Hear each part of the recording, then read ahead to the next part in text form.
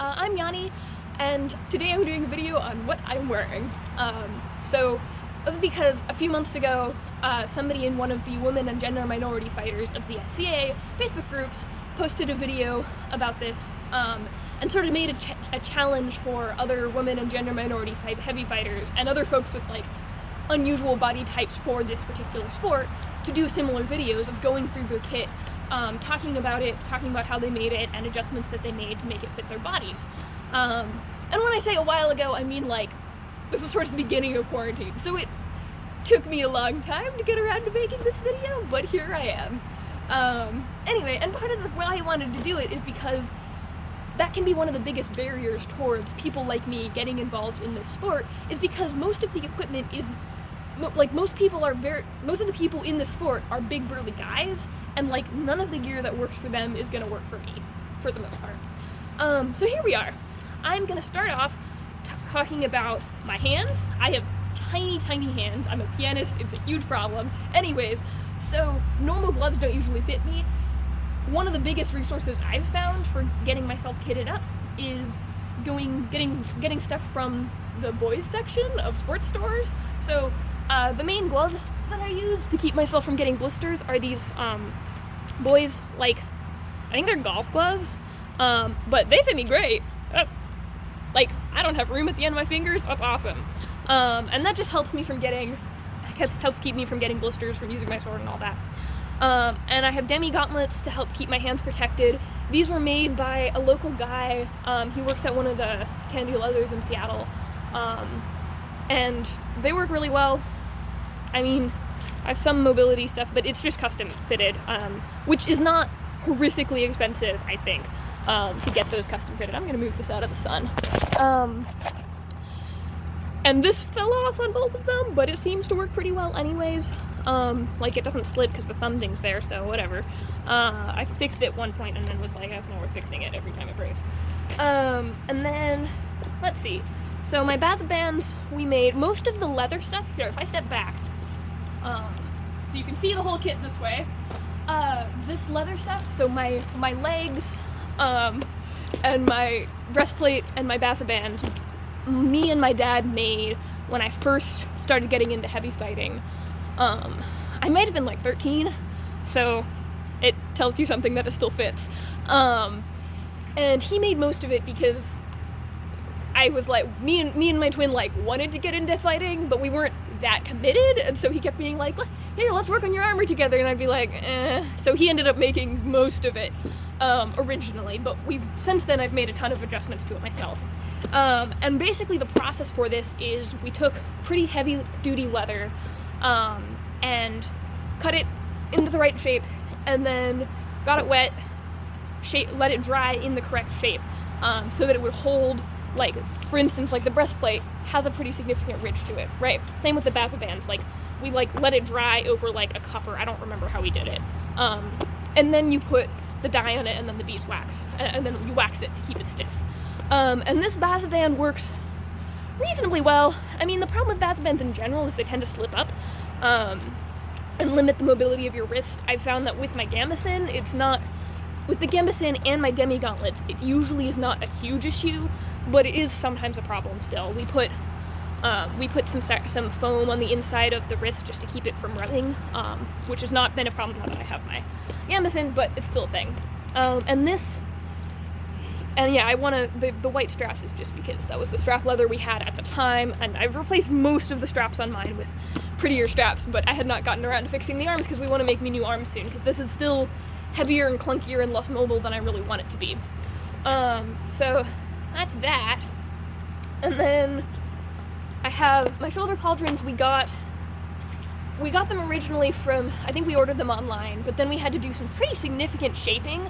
They were way too broad. The angle was not acute enough to really fit on my skinny little arms, so we had to do a fair amount of shaping, and I think we might have even, yeah, because this has to be, the point of my shoulder is a lot rounder than it is on most people, so this was originally sitting about here naturally, was where it wanted to sit, and I kept getting hit on the shoulder, and that was not fun. So we had to move that up and change the angle of that a fair amount to get it to actually fit. Cool. And then my breastplate, I'm really happy with. So my kit in general is more or less accurate to a 14th century French model, which is about the time period of my persona, except that in period it probably would have been full metal, like it probably would have been metal, unless it's training armor, which, to be fair, this is basically training armor. We're not using live steel on it, so we don't have to worry about the leather getting cut. And this design with the chest like that, I actually love. We picked it out originally because my twin has a much bigger bust than I do, but this design, even though it wasn't originally designed for female fighters,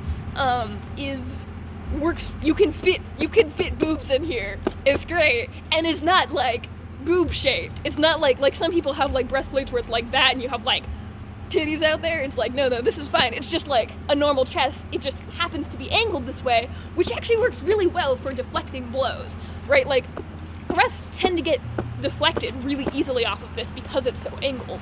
And it's even more so on my twin. On my twins, it comes out kind of more like that. And that is a period shape. It is gender neutral, but it just happens to have room for boobs, which is great. I did end up having to do some reinforcement plates. Oh, and we also added a kidney plate back here.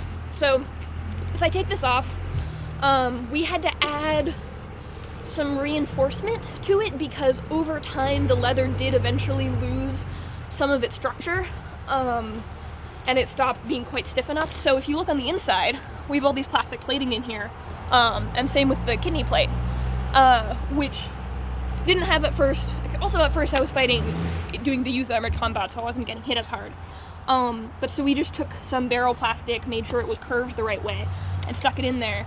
Because we had the brilliant realization a while ago that if my armor needs reinforcement, we can just stick plastic plates on the inside where you don't see it, instead of having to use metal plates on the outside. Like, if it's on the inside of the armor, you aren't seeing it, so it doesn't matter if it's ugly in plastic. Like, you could just reinforce it on the inside, it's fine.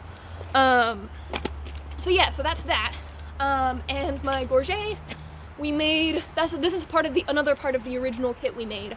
So it's that same leather. You can see the dye has faded a bit. This was actually, I remember, I actually did most of the stitching on this. This was one of the few pieces I actually did a lot of the work on. And I remember this because I left the stitching on the inside half done for like 5 years. Like, I had only stitched like part of the way around instead of actually finishing it. But I finished it once I got into college and was actually committed to doing this sport myself. And this is just a pretty standard design. We had to, it's pretty thin just because I have a pretty short neck, but it works really well. I can move my head around pretty easily, and it protects all the important bits. And there's padding on the inside. And yeah, don't have a ton to say about that. Oh, it still has the original ugly white straps. Oh well. And my gambeson, I'm not gonna take my gambeson off because it is cold out here, but this we commissioned from, we just got online, I think on Etsy. There are people who make it, like, you send in the measurements and they make it, and it works reasonably well. We did have to add, we actually added, okay, no, I should take this off so you can see. We added points for shoulder pauldrons, and also to add in some hip protection, because I was getting hit a bunch on the hip bones, and I have skinny little hip bones that jut out, and that is not pleasant. So if I take this off, so we did make some modifications to this. There we go. I'm wearing a compression shirt I think I stole from my dad, but it works pretty well for this because it's, yeah. So if you see on the inside here, there's a denim patching here, and so we did, it's on both sides. We put denim and we reinforced it with glue. You can actually reinforce denim by covering it with wood glue, I think that's how we did it, and it makes it stiffer, to hold these points in place so that we can hold the shoulder pauldrons on. Because I had originally just made normal buttonholes in the gambeson, and those kept tearing out, it started to tear out on the fabric. So we were like, okay, no, clearly we need to reinforce this, because this wasn't originally designed to have shoulder pauldrons attached to it. That's just a modification we made for me, because yeah. And then we also added the hip protection here. Those were just classic eyelets. We just did the little steel, like the metal rings, and then put plastic with some padding on it, because again, if it's inside the gambeson, you don't see it. Doesn't matter if it's an ugly plastic little thingy. So there's this, and that just sits right like that on my hip bone when it's actually being worn, and then I can get whacked on the hip all the time and it doesn't hurt. So yeah, and compression shirt, it's not really a compression shirt on me, it just works. And then if I do the lower body, I'm gonna have to move here so that the camera's a little lower. It's just the old basketball court where we generally do practice. So I know the belt's white, which in the context of the SCA, a white belt usually means you're a knight. I don't worry about it because it's under my gambeson. Nobody sees it. It's generally fine. It's just this is the same kind of shitty white leather we happened to have when we were first making my kit, and so that's what we happened to make for my seatbelt. Boots. I got these combat boots from, I think, Big Five. They're awesome. it's like they have the exact same model for both men's and women's shoes, and so I could get, because like if I'm trying to shop from shoes from the men's section, I have to get like a tiny size, like size 6 or something, right, which I can never find. But so I could get these in like women's size 9 or whatever, and it's the exact same shoe, just it actually fits me, which is great. So these are like lovely combat boots, and they were like $35, which is awesome for combat boots. Like, these are my day-to-day shoes. They're great. So there's those. You can technically wear normal shoes. It's just if they're black combat boots are kind of the ideal because they're low profile and they're more protective and all that. These legs are another one from my original kit. We've reinforced it with some titanium plates on the side. I think I might have done that. Did I do that for my magazine? Yeah, but no, I didn't. Okay, that was on Kelly's. That was on my twins.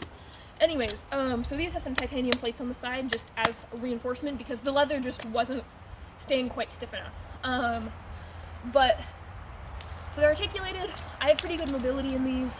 The big thing is the knees. I originally had smaller knees that didn't have the side protection, but the side protection is pretty important. Problem is these are just like standard knees that we got online somewhere, and they're pretty darn big on me. Like you can't see as well just because of how we've managed to get it to fit, but like if you look at the scale of this knee relative to my leg, it's kind of ginormous. And so we had to like rehang my legs and futz around with the positioning of it so that it would actually like fit. So eventually I want to replace these with probably spring steel legs, maybe the whole legs, maybe just the knees, either way. But it at least works okay for now. And then I have my seatbelt, which is what this thingy is. We've added some butt flaps to it because getting hit on the butt is never fun. And it just rests right on my hip basket.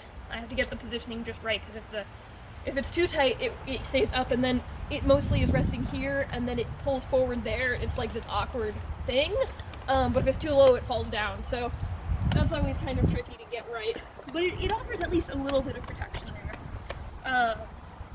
And yeah, that's pretty much it for most of my kit. There's some padding. I have knee pads and shin pads here that I think we just reused from back when we were in Kung Fu. We reused some of those. And cross protection. I think for the way that I did it is ordering from a company that does supplies for women's hockey, because they have to wear crotch protection, and it's basically just like basketball shorts with like a plastic like triangular cup thing that fits on the inside, and so that keeps that pretty darn well protected, and it works fine. That's one of the things where like if the person getting you into heavy fighting is like a cis dude, he probably will have no idea where to find crotch protection. Look for women's hockey supply stores. That's where you're gonna do that. And I guess the last thing is my helmet. So that I used to use. a big old helmet. It's one of those things that's hard. It's hard to find good fitting helmets. I have a relatively large head for my size, but I am tiny, so that's still not very big. And I'm still too small for most helmets. I used to be wearing one that went like this high above my head, and I kept getting whacked on the helmet, and I was like, well, I'm calling that good, but like my head's not there, and it's just uncomfortable and heavy. And so eventually, this was about a year ago, we commissioned a custom helmet online, and so there's some people who are doing like, this is like a fairly plain custom helmet. It was a couple $100, which is not bad for a custom helmet, because it's basically, it wasn't like a custom commission. It was more like you send him the measurements and he does it according to one of his existing patterns, so that makes it a little more reasonable. But the point doesn't come up too much. This is pretty accurate to my time period. We did end up adding a chin plate there because it didn't go down quite far enough, which was kind of our fault, just how we sent the measurements in. And it fits pretty nicely close to my face. You want it to be reasonably close to your face, but no risk of accidentally, like, it's never gonna hit my face, which is good. And I love how the chin guard works on this, because you just pull it up. Instead of having to use buckles, you just pull this up and down, which is great. Yeah, so that is about it.